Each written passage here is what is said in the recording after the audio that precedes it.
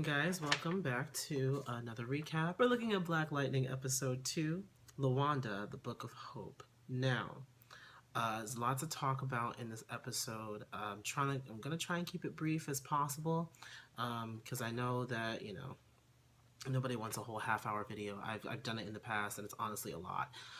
So I'm gonna try and keep it brief. Moving right in. Okay, Jefferson, he is waking up and he's like kind of sore and stuff. He's used his powers for the first time in 9 years. I mean, that's a long time to not, use muscles, and he's used muscles that he hasn't used in so long. So he's sore and his powers are acting up and whatever. Miss ex-wife comes into the bathroom and massage him and everything, and they reminisce about when she first discovered his powers and stuff, and she's like, oh, you were so cool and stuff. Yet this woman still wants to keep him back in the house. I'm telling you right now, she's kind of becoming my least favorite character just because of that. In the beginning of the episode, he's kind of like, the only reason why I put the mantle back on is because of Jennifer and Anissa, who were kidnapped. That was the only reason, and it kind of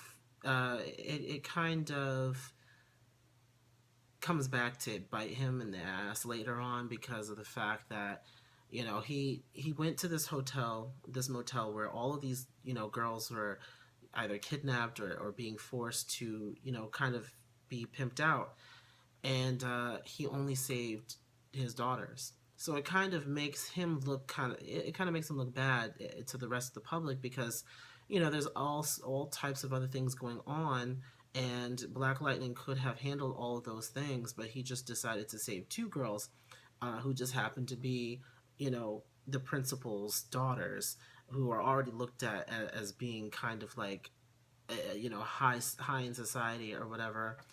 So it's kind of bad. There's this school meeting. I guess it's like a PTA meeting or kind of like a town meeting going on in the school in the gym, and he's spitting out all these quotes from Dr. King and everything, and one man stands up. He's like, Dr. King was shot in the head. I was out. I was out when he said, because I'm like, I mean, it's true. You get a lot of people out here who love to quote people like Dr. King, and it's great that you know the quote. But what are you really doing about it? It's more than just your words. Your actions also have to speak for it, number one. And number two, Dr. King, like his ideologies were obviously sound, but you have to also think about the fact that we're not dealing with the same situation. And when it comes to this, it's different because Dr. King was speaking on peace between different races. And equality between people from different walks of life. It's a different kind of situation now because we have black people hurting and kidnapping and killing other black people. It becomes a different situation, and you kind of have to approach it from a different angle, especially when there are children and stuff involved. We're introduced to a woman named Lawanda. Okay, she used to be his student years ago when he was just a teacher, and she says that her daughter is missing, knows that she's at the Seahorse Motel and all this stuff, but Black Lightning decided that he was just going to save Jefferson's daughters, and obviously it's an issue, but he doesn't see it at first. He's like, oh, we're doing all that we can, and she's like, obviously you're not, because you guys won't even continue with an investigation, because basically what's happening is a never-ending cycle of basically the girls, whenever they get the girls they deny anything happening, and then when they get the guys obviously they deny anything's going on, and then they have sort of like an extra blanket of protection over them because of how powerful the 100 has become over the years. And then of course when the girls are released, they go right back to the guys to pimp them out some more. And it's a very broken system, and it happens in a lot of communities, a lot of black communities specifically.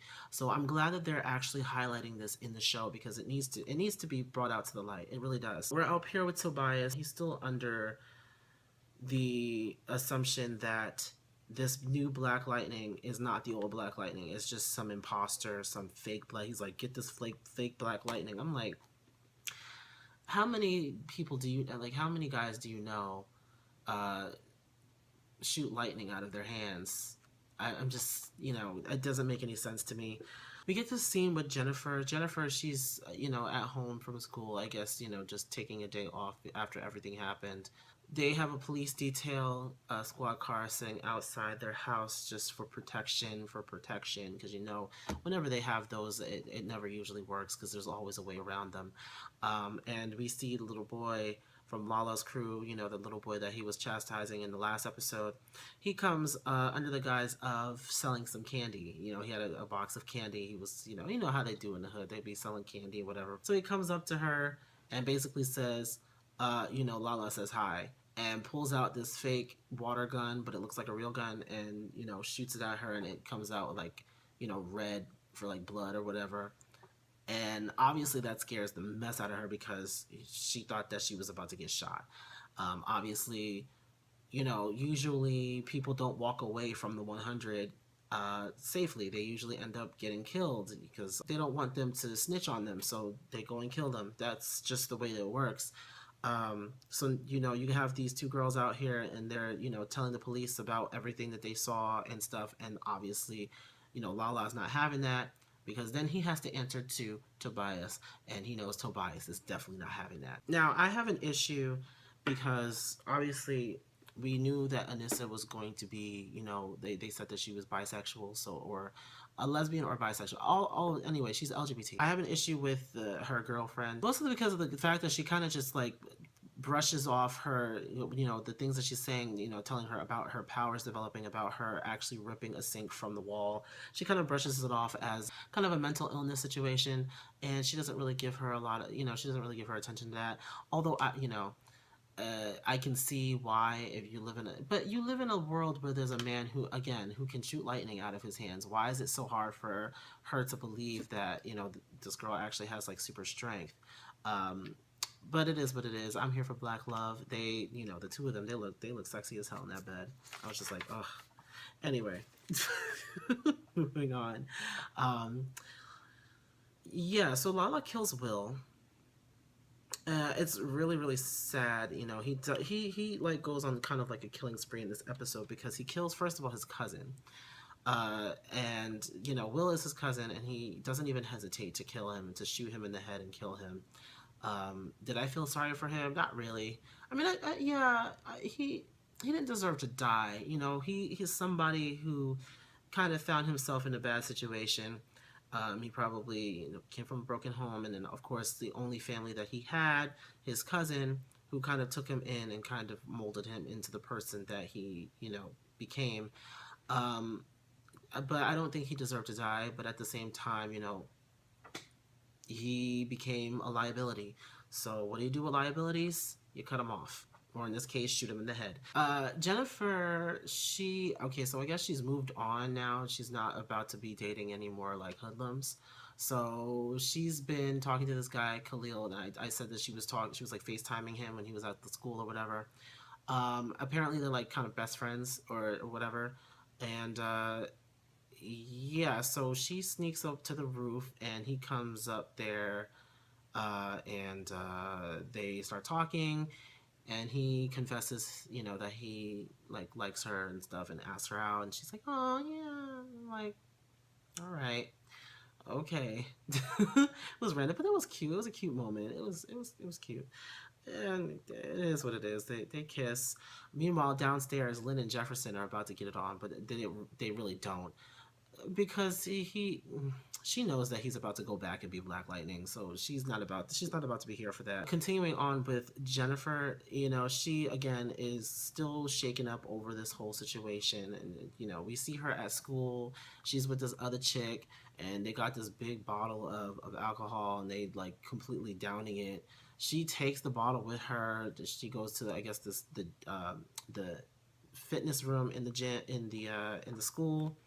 And oh boy, Khalil, he's working out. He sees her come in. He's like, "Oh hey," and she's like, "Oh, you only live once, YOLO." And she starts drinking. And he's like, "Oh no." He's like, he calms her down a little bit from that, and it's like, you're not that person and all this stuff. And I'm like, okay, I don't know. I don't know how I feel about the two of them right now. I guess it's a cute little puppy love in the beginning, and he's anyway. Moving on. I don't really care about that situation. I don't really care about that storyline. I really don't. What I really care about is this Lawanda situation. Okay, so Lawanda, she's been at the Seahorse Motel, and she's been kind of doing her own investigating and stuff, kind of recording whatever the guys in the 100 are doing. And that inspector guy, he kind of strikes me. First of all, he kind of strikes me as somebody who is kind of a double agent, because it seems like he's not completely invested in making this area, like making it a better place, making the city a better place. It really doesn't seem like he's invested into it, or maybe just because the system has been broken for so long that you kind of give up trying. But Lawanda has not, and she's going to fight for her daughter. So she's been doing her own investigating, recording, and the news crew is there and stuff. And Jefferson goes down there, and he's like, "You must have a death wish. Like, it's not going to matter if you save your daughter if she comes home and her mother is dead." Which basically says, wouldn't you die for your daughters? And he would. And he couldn't say anything after that, because he himself went and risked his life to go and save his daughters, the other night. So he really can't say anything. Later on that night, okay, she's still there, and she sees Lala pull up in his car and whatever, and she sets her phone up on the dashboard and records and hits record, okay? Then she takes her camcorder. Her camcorder. Do people still call it camcorders? I don't know. Anyway, takes her camcorder. I'm gonna call it that tonight. Takes her camcorder up to him and pretty much confronts him and is like, "I want my daughter back," and all this stuff. And he doesn't hesitate to shoot and kill her. He like shoots her about 3 or 4 times and kills her instantly. I'm just like, really? I mean, that's the sign of a coward right there. Like, you're gonna shoot a woman. First of all, she is defenseless. Okay, she has no type of way to defend herself. No weapons, nothing. She's unarmed. All she has a camera. Okay, all you had to do was take the camera from her and crash it on the ground, and then whatever.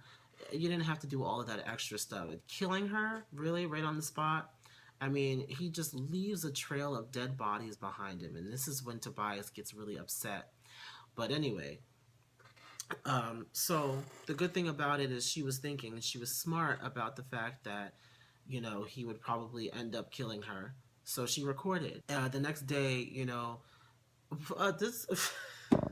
Nah.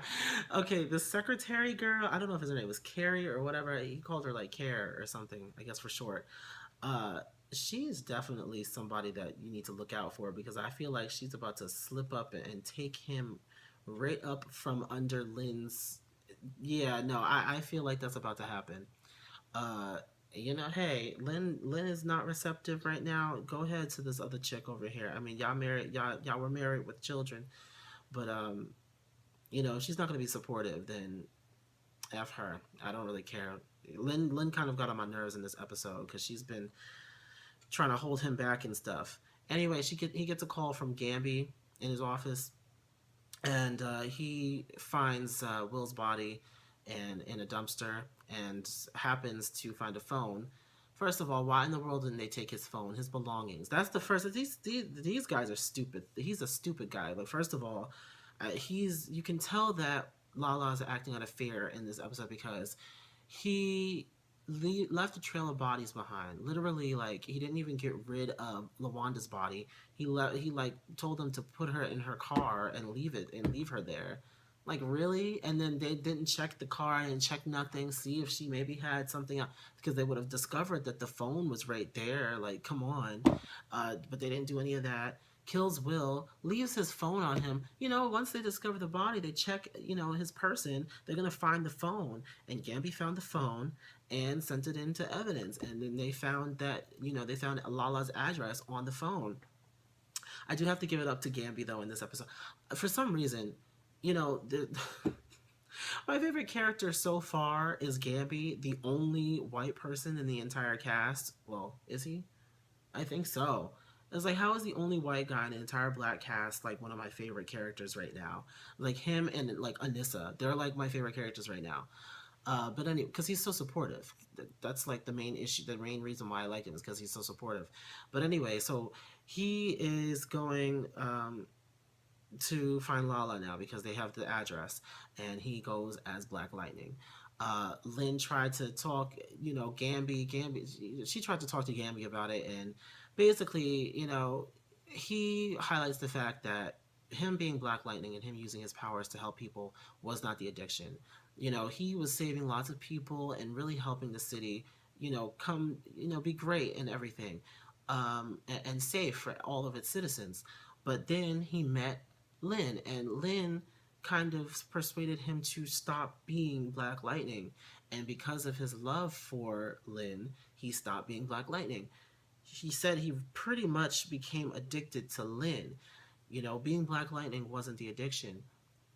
Being in love with Lynn was the true addiction. She was the true drug because, because of her, he stopped being Black Lightning. And so the 100 were able to pretty much rule over the city. So yeah, so it's all Lynn's fault. We can blame Lynn. I blame Lynn. Everybody blame Lynn. Hashtag blame Lynn. Jefferson, he goes in as Black Lightning to Lala's place, beats everybody down, takes Lala himself and punches him out, knocks him out. And here comes the cops, the inspector guy. He's there. He's like, oh, it's been a while, Inspector. And he just sees Black Lightning. He runs off and jumps off the jumps off the balcony. The main highlight of the story is that Jefferson woke up in this episode. This was like kind of like a coming to Jesus moment in which he realized that his being the principal of a school that it's not even like a, what is it, a prep type of school. It's not, it's not really doing too much with all of the different things going on with the gangs and stuff. Like, he's not trying to get these people off of the street. He's not fighting for the people out there. He's literally just fighting for the people within his box. And that's what a lot of people were trying to get him to realize, is that him being Black Lightning is so much more beneficial for the community than just him being the principal and him just mentoring a bunch of kids who really don't even want to be a part of that life. You also have to focus on the kids who are a part of that life already, and maybe don't know how to get out, or maybe that's the only life that they know, so that's what they're going to do. So the death of Lawanda and everything, it really helped to open up his eyes and see that the city needs Black Lightning. And that's pretty much it for the episode. The last scene, okay, Anissa, she can't sleep. She's having like headaches and stuff, and she just is having trouble sleeping. It's her powers obviously acting up again. So she goes to the drugstore and tries to get some sleeping pills. When she's going up there to the counter, she sees this mugger come in, and he has a gun up to the cashier's head. Obviously trying to steal money, whatever he's trying to do. And she starts getting the kind of like the panic, anxiety attack again, and he turns around with his gun, starts coming up to her. She tries to get down, but it's her nerves are kind of on edge, and he tries to push her down and stuff, and then she grabs him and throws him across. I was like, yes ma'am, you better come on now with the super strength. I was here for it. I was really here for it. But yeah, that was pretty much the last scene of the show. We got to see Anissa's powers again. So hopefully she, in the next episode or in the coming episode, she starts to try to figure out what's really going on with her. And at some point, maybe she will talk to her father about it. And then they can connect on that level, because now they're both metahumans. But anyway, that was Black Lightning, guys. I like this episode. This episode was really good. It's something that we needed. And that a lot of people outside of the Black community also needed to see, that there are issues that a lot of people like to kind of brush over, but you really can't brush over the real hard-hitting issues. And sometimes you have to approach different situations from different angles. You can't always take that, let's push peace and turn the other cheek sort of rhetoric. You can't always spin that narrative because it doesn't always work. Sometimes you do have to take a little action on the physical side as well. It doesn't have to be violent necessarily, but your actions do speak louder than your words. And a lot of the times, we do have a lot of people who come out here and they love to quote Dr. King, but then they don't really know what's going on. They are sometimes like blind to the real issues, and other times they know the issues, but they kind of turn a blind eye to them. They don't want to really take the necessary steps, the necessary action in order to try and resolve the issues. So that's basically what I take from this episode. That's basically what we should take from the show as in its entirety. I love that they're highlighting these issues. I love that they're putting this stuff out there for the general public to see, because it's not just black people watching this. And then let's be completely honest about it. We're gonna have a lot of people who are fans of DC Comics, fans of what they've been doing with their shows so far, and they're gonna watch Black Lightning, and then seeing these types of things being brought out, real life issues. It's going to revolutionize the way that people view these types of issues in real life. Okay, so that's it. I hope everybody has a great night. Okay, look out. I don't know what's going on tomorrow. I have a studio session, so I'm definitely not posting tomorrow, but I may live stream, and then a video will be coming up on Thursday. So take this and do what you want with it. Anyway, take care, guys. One thing that I failed to mention, and it was kind of like a pinnacle of the episode. Okay, so yeah, Lala gets arrested, obviously, and they try to interrogate him, whatever. They have all the evidence they need against him. But then here comes Tobias and all his power and glory and everything. He goes right to the police department, goes into the cells, and the cop just get like. But it's amazing how much pull he still has in the justice system, and which is part of the reason why it's so effed up now. But the thing is, he goes in there and he's able to kill Lala. He goes up and he chokes him. He's like, oh really? He's like, you killed somebody's mother. He's like, you must be really weak. He's like, only a coward would do something like that. I'm like, yeah, you're right. I mean, I guess Tobias has some kind of morals, but I need to know what his real motives are. That's the one thing that I need to know. Until that happens, I can't really respect him as a villain. Like, he just seems to be doing like a whole bunch of mess. I mean, maybe he just wants power and control. But I guess we'll see. Anyway, there we go. I'm mad that I forgot to, because that was like one of the scenes that really got me. So it was irritating for me to have to come back on camera and explain it. But anyway, that's it. Good night, guys.